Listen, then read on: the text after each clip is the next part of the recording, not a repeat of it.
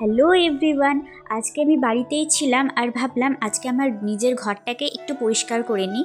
ঘর বলতে একটু ড্রেসিং টেবিলটাই খুবই অপরিষ্কার হয়ে গেছিলো, কাঁচটাতে একটু বেশ অপরিষ্কার ভাব হয়ে গেছিলো, তাই ভাবলাম একটু কাঁচটাকে পরিষ্কার করে নিই। দেখতে কাঁচটা একটু বেশ খারাপই লাগছিলো, তো কলিন দিয়ে ভালো করে পরিষ্কার করে নিলাম।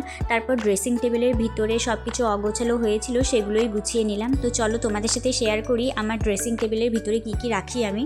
তো প্রথমেই দেখতে পাচ্ছ বেশ কয়েক রকমের পারফিউম আছে। তো পারফিউমগুলো বেশিরভাগটাই কিন্তু ছেলেদের পারফিউম, কারণ আমার ছেলেদের পারফিউম খুব ভাল লাগে মেয়েদের পারফিউমের তুলনায়। মেয়েদের একমাত্র বেলাভাটা পারফিউমটাই আমার খুব ভাল লাগে। আর এই যে সানস্ক্রিনটা দেখতে পাচ্ছ, এটার এক্সপায়ারি ডেট পেরিয়ে গেছে, তাই এটাকে ফেলে দেব। আর এখানে বেশ কিছু গয়না টয়না আছে, তার মধ্যে একটাও সোনার নয়, সব ওই অক্সিডাইজ জুয়েলারি যা হয় টুকটাক কানের, এসবই বেশি তো আমার কাছে নেই, টুকটাকই আছে। আর লাস্টের তাকটাতে আমি কয়েক রকমের নেল পালিশ রাখি।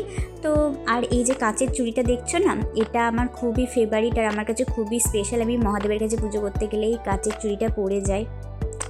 তো এই ছিল আমার ড্রেসিং টেবিলের ভিতর, আর ছিল একটা ওয়েট টিস্যু। তো আপাতত এটা তো হয়ে গেল। তো এবার ফুলটা দেখতে পাচ্ছ, এই ফুলটাকে একটু পরিষ্কার করে নিচ্ছি। আর এটা পরিষ্কার করতে গিয়ে একটা অঘটন হয়ে গেল।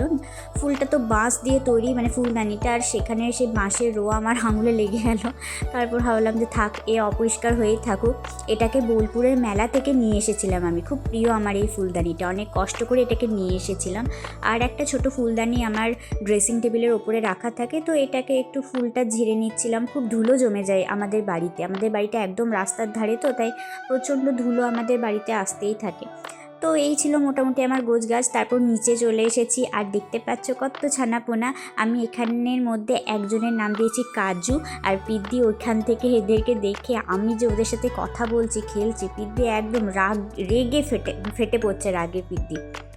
তো ওদেরকে একটু আদর করলাম, আমার খুব ভালো লাগে ওদেরকে।